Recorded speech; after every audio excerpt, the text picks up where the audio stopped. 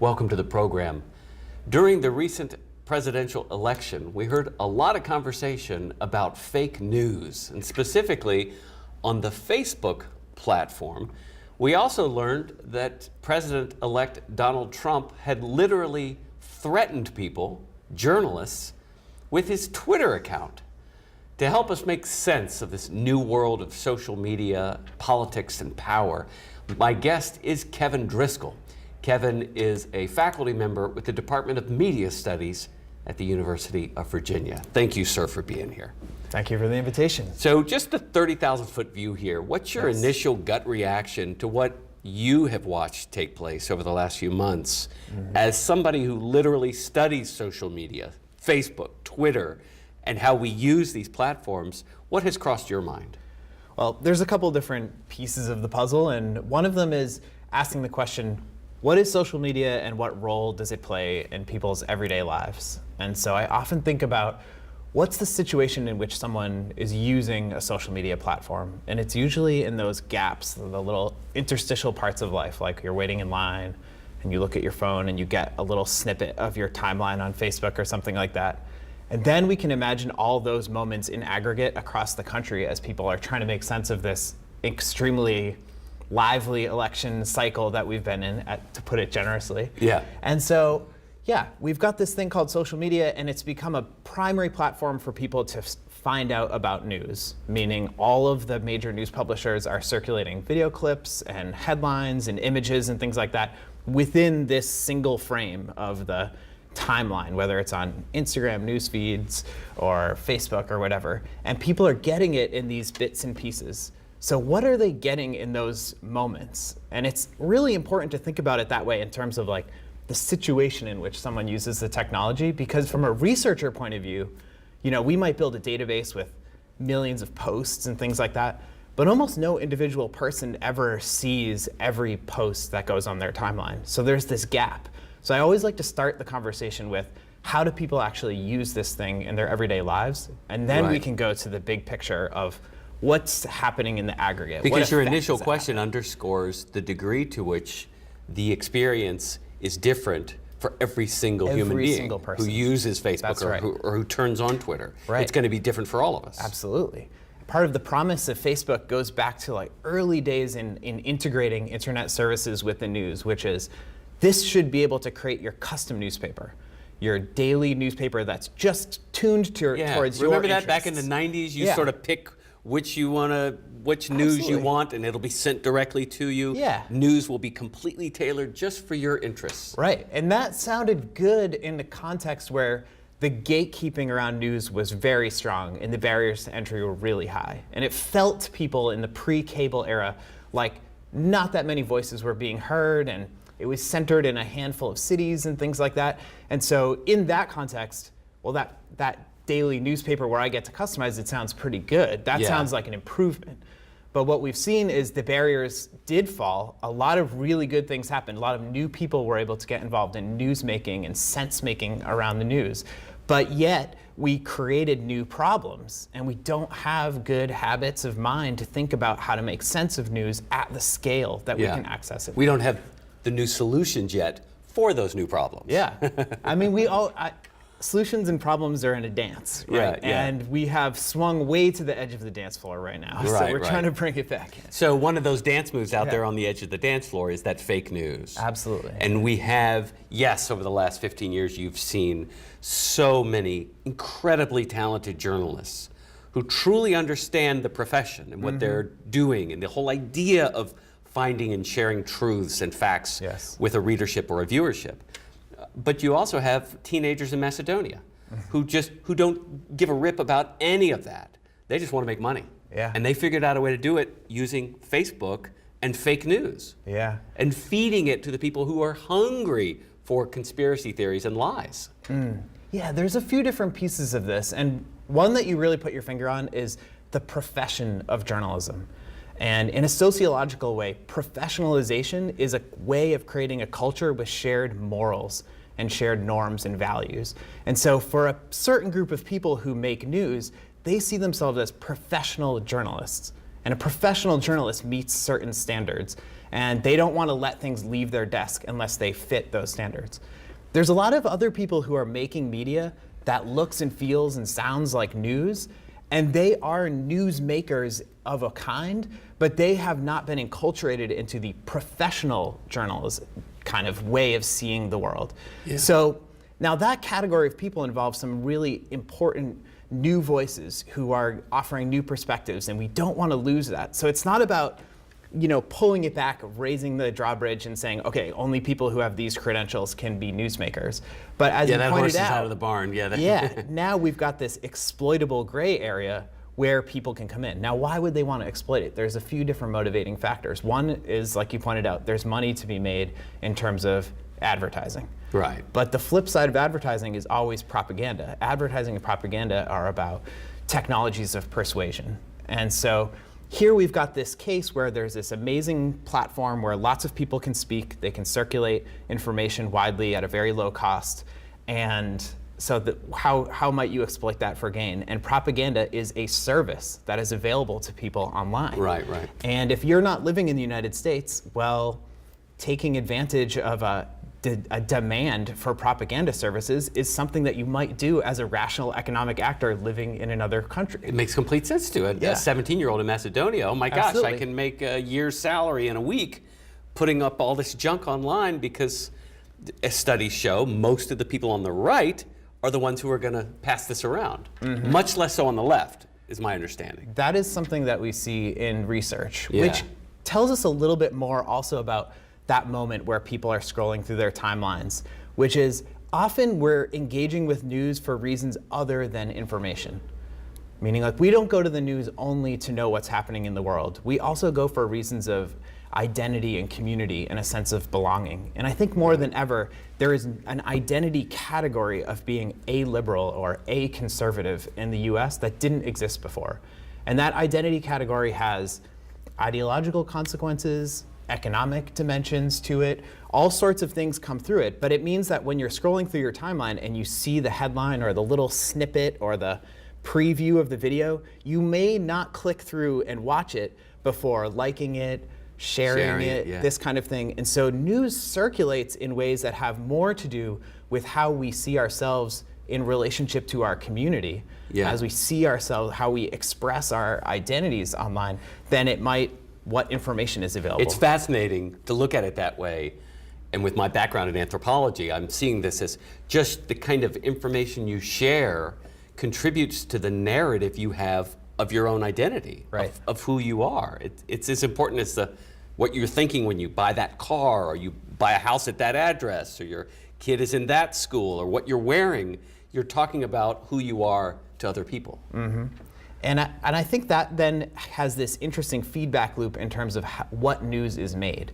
Because we know that for news-making organizations who are in crisis, who are losing readership, losing subscribers, they're looking for new metrics to figure out how to keep people engaged. And one of those sources of metrics has been things like sharing on Facebook.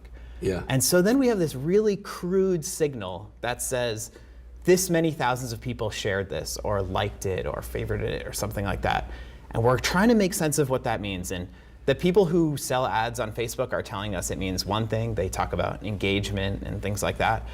But when we think about it as identity expression, it means something really different. And if that's driving newsroom priorities, there could be some mismatch happening between why somebody liked or favorited something versus what they want or ought to see in the news the next day. And there could be even a more startling mismatch between why the newsroom is there in the first place. Yeah. Because what if the story's not true? Right. What if the story's not true? What and if we it's haven't totally even made got up? to that piece of the puzzle.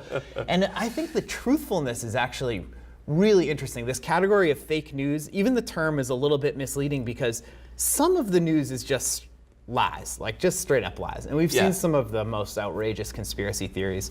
The fact of the matter is that one of President-elect Trump's main ways of engaging with the political sphere over the last 8 years has been circulating one of the worst racist conspiracy theories in the history of the American democracy, which is the birther movement. The birther movement. Yeah. It was a font of outrageous like fictions, just And the continually mere fact circulating. that we call it a movement Right. is just mind-blowing. That it's like, wait a minute, there's a movement around this racist lie? Yeah.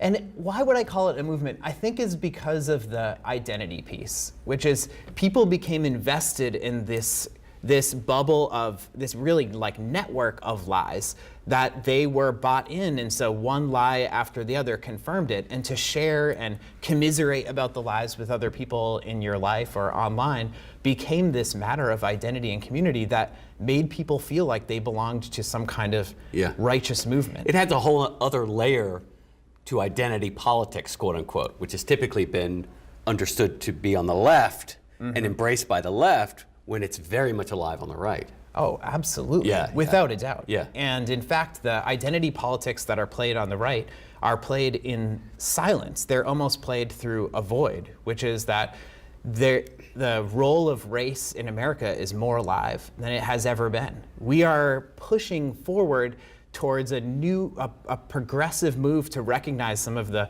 worst kinds of racist structural problems that are built into our system, preventing people or making it harder for them to participate democratically. And at the same time as that's happening, what we're calling the identity politics on the right, the priority there is don't talk about it. If you bring up race, you are racist. Right, if you call me white, you are racist. Yeah. To even name You can't race say Black Lives Matter. as a We have to topic. say all lives matter. Yeah. You can't even say Black Lives Matter because Right. that's racist. And we're even talking about it in this way that makes people seem very active in their participation. And I think it is a very passive way that only white Americans can participate in, which is only a white person can decide to not talk about race. It is an option that is only available to white Americans.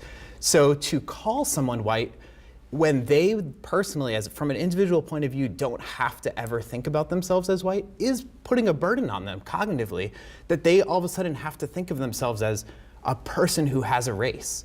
And that's not something that a lot of white Americans are comfortable with. Certainly people in my community don't go around talking about their own white identities all the time. My whiteness. Yeah. When it's a very real thing. And what group is comfortable talking about themselves as white? White supremacists. The most overtly racist groups are the ones who are willing to talk about themselves as a race, as a raced group of Americans. So if anti-racist Americans, if Americans who don't want to have this racist social movement take over are unwilling to talk about race, then they will not have a voice in that conversation. So I think that when you talk about identity politics as being something that crosses over this liberal versus conservative identity group, I think that's really critical, because if conservative, principled, moral people don't stand up and participate in the conversation about race and racism in America, then they will be completely overrun by racist conspiracy theories and then white they're supremacist groups. They're complicit in empowering the fascism of the alt-right. Absolutely. Yeah. And Let's take a quick break, and then when we get back, I want to ask you about Donald Trump's Twitter and threatening people with his Twitter account. We're talking with Kevin Driscoll of the University of Virginia. I'm Coy Barefoot. Stay with me. We'll be right back.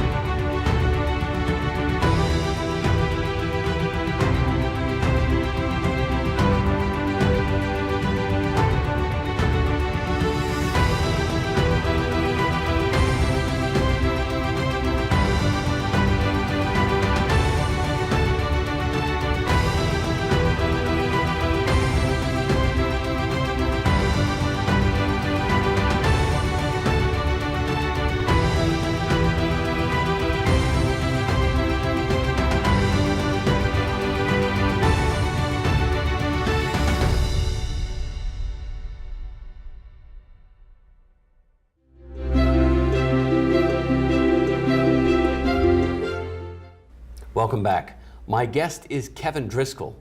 He's a member of the faculty at the Department of Media Studies at the University of Virginia.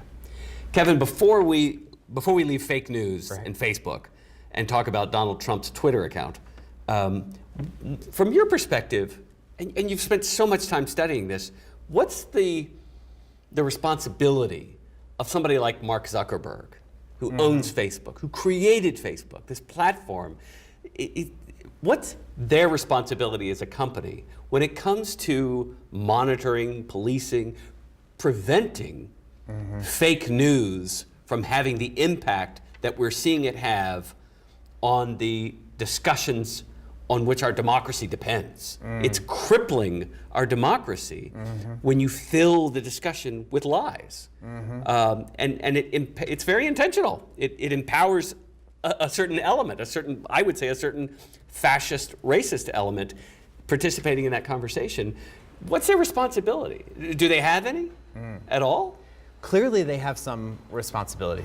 That's without a doubt. And if you work in the executive rooms of any of the big tech companies, you're talking about responsibility right now. Yeah. Now, they've been avoiding responsibility over the past decade or so by staying resolutely in the industrial category of tech. We are tech. We are Silicon Valley. We're not a news organization. We're Right. not even a media organization. Right. We're just a tech company. Right. And from a everyday point of view, they mean we're middlemen. What we do is we provide a platform. And from an economic theory point of view, I think platform economics are fascinating. It's this way that you can bring together groups of people and you can facilitate relationships that wouldn't be possible otherwise. But that facilitator role is not out of the game in terms of being responsible for what is played on the platform. They really do have the opportunity to set rules, enforce rules, create boundaries about what's acceptable and not on the platform. It's their space. Their space, their platform. It is a privately owned platform. So currently we have a number of these social media systems, Facebook being the most widely used, which are privately owned platforms for public culture. Meaning our public culture, our heritage, our democracy rely on a privately owned platform. That might be fine. In a country like ours, we may decide that that's fine. There's always been private ownership of media, but we've reserved special regulatory categories for media companies. They are held to a different standard than other private industries because of the role they play in sustaining a healthy democracy. What if the public square is privately owned? That's what we're talking about. That's the question. What if the only public spaces in the future are shopping malls that are owned by private companies? For many Americans, that is already true. And it's not necessarily bad, because you can imagine having an amazing book club that meets at a privately owned coffee shop. You can imagine having a really great community basketball league that plays at a private gym. These things are possible in our imagination of what a community ought to be. But we should think about who owns this, and then under what, how do we as the public grant them the privilege to exploit our public culture for private gain? Well, and that's what the public airwaves was all about, right? I mean, Yes. PBS and the public airwaves, television, you're going to use this public space, literally the air above our heads. Yes. It will be owned privately, but for public use. Yeah, and we have lots of cases, lots of examples that we can look to where the balance between public and private interests was off and we adjusted it. And I think that part of what's going to happen for Facebook and Twitter and other companies is they're going to have to decide if they want to continue to be a platform that encloses aspects of other news-making industries. And that's one thing that happened between the last round of elections and this one that changed the way we engage with news on social media platforms. What do you mean by that? So think about, it's hard to remember because things change so fast, but Facebook in, say, 2008, if you saw a link to a news article, you clicked and you left Facebook and you went to that news site, whatever it is. You watched the video on their site that they controlled. Now, Facebook and to some extent Twitter and other social media platforms, when a news organization publishes a story, they publish it in a format that is visible and viewable inside of the Facebook app. So lots of Facebook users never leave Facebook. For them, what Facebook wants. The internet is effectively Facebook. It's a new America online. It is a completely walled garden. So now your claim to be a neutral intermediary platform starts to sound a little flat because people aren't leaving your platform to go to the services off of the side. You're no longer simply a tech company. You are now a publisher. You are republishing material that was published elsewhere. And if you're hosting that material, then you have some editorial and curatorial control over what happens. And Facebook there. used to have a team of people who actually sat there and were editors making sure that the fake stuff didn't get in. And then the alt-right and conservatives complained and said, you won't let our stuff in. Right. So then they went in the complete opposite direction and created this algorithm that let everything in and even rewarded and pushed the fake stuff. Yeah. I mean, it's it's kind of sad but funny to think about the first day that the human editors were taken out of the system. Sexist conspiracy theories dominated the top news stories. Immediately. And that isn't to say that algorithms don't have a role, but algorithms augment human intellect. They are meant to automate things. They should replace. They can suggest things. They work alongside human beings when they're best. Yeah. And they always have. Like the Google search algorithm works because millions of times we search and it remembers our past searches and what we clicked on and uses that to guide future searches. So humans have always collaborated with the creation of the algorithms that we use. And the Facebook newsfeed is no different. The problem is if you have total faith in this algorithm and you give no human a chance to pull a lever or to play an editorial role, then you've created a game. And the game has rules, and an outside adversary can guess at what the rules are inside that game and start to exploit them, which is exactly what happened by the propaganda that went in circulation during this campaign cycle. Yeah. There was a group of people who just kept banging on the box until they figured out how it worked inside and then just exploited it. And that's why we got so much fake news at the top of people's headlines. Absolutely. Yeah. What about Donald Trump's Twitter account? He literally threatened Megyn Kelly because she said, look, I'm a journalist.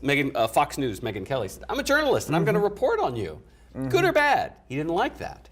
Right. This is one reason we know he doesn't like doing press conferences, doesn't like talking to journalists, because they're going to tell the truth and they're going to not completely obey him and follow his narrative. Right. So he threatened her with his quote unquote beautiful Twitter account. Yeah. Literally threatened her. And we've seen that some of his followers will pick up on that and then start going after somebody who he doesn't like.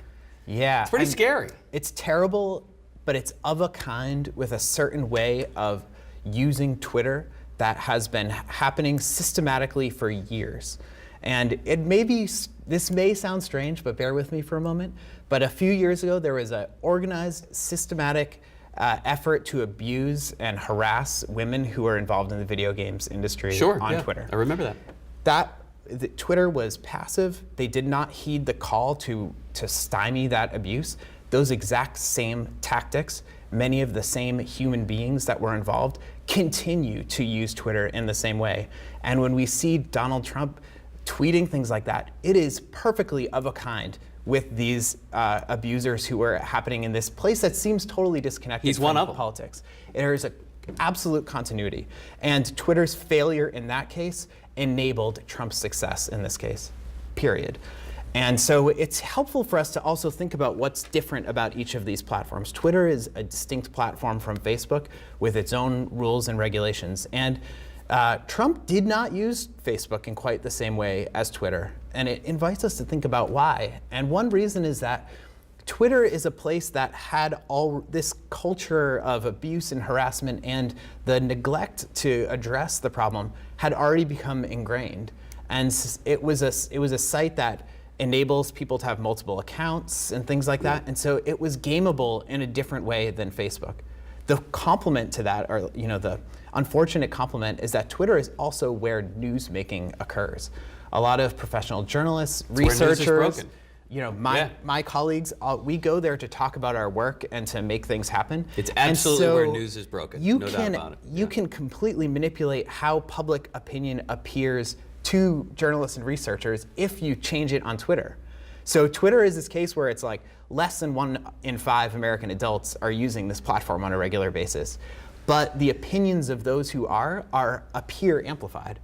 And if you add to that all the propaganda tactics and the strategies of using bots, fake accounts, something that we call AstroTurf, which is like fake grassroots campaigning. Yeah. You can really make it seem like a very marginal niche opinion or position is dominant by working inside of the system, the gameable system of Twitter. Yeah. And I think that's one reason that we saw earlier in the campaign where Trump would say, oh, these polls must be wrong because I'm getting so many likes and retweets and things on my Twitter account. And it was like, those aren't real people. Those are bots. Those are bought and sold propaganda accounts. Those are not voters who are sitting with their phones at home. Yeah. So with that in mind, and we've only got a couple minutes left, but with that in mind, what's the threat? What are the prospects for things like democracy? I mean, the founders in the 18th century weren't faced with this kind of stuff. Right. Can a democracy, as fragile as it is, as history demonstrates quite conclusively, democracies, especially over a broad area, are incredibly fragile and susceptible to demagogues and fascists, really susceptible. Can a democracy survive in the 21st century with this kind of technology, where it's so easy to game, where it's so easy to propagandize and fill people with fear and lies and hate about their neighbors? That is a good question. I think we are challenged as a people to know ourselves. And we are a vast and diverse country that covers a lot of geographic ground. And it's hard to know what public opinion is, what a majority is. You know, we see these numbers of voters. It's an overwhelming number to know how many people voted for this person or that. One thing we do know is that a majority of people did not vote for Trump.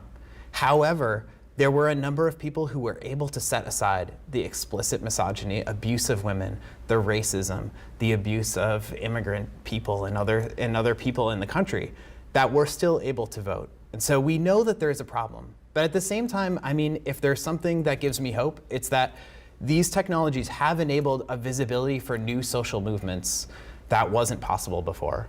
So we wouldn't have Black Lives Matter. We wouldn't have people who are able to see these visceral, like, heart-rending images of violence that have been circulated through social media. And that is not fake news. That is a real thing that was able to mobilize people. And a large number of people, young and old and rich and poor and urban and rural, have been able to get connected to their neighbors in new ways and stay connected in ways that bleed into everyday sorts of activities. I think for most people, there is not a hard boundary between online and offline. And most people don't live in a world of racist conspiracy theories. It's a hardcore minority. And it's a hardcore minority that needs to be met with a loud, definitive voice. And so people need to stand up and become comfortable speaking out and talking about things that are difficult to talk about, like racism and violence and these sorts of things. So all these new technologies might represent one of the newest and greatest threats to democracy, but also at the same time, perhaps one of its greatest tools as well. It gives people a chance to hear what it sounds like to speak back, to hear other voices like their own speaking, and then be able to adopt that vocabulary, learn those scripts, those repertoires of responses, and use them in their own lives. Kevin, thank you for being here. And thank you for everything you do. Kevin Driscoll is at the University of Virginia, where he teaches and researches in the Department of Media Studies. You can find the complete program, the complete archive of this program online at mediaandcitizenship.org. Have a terrific week, and y'all be good to each other.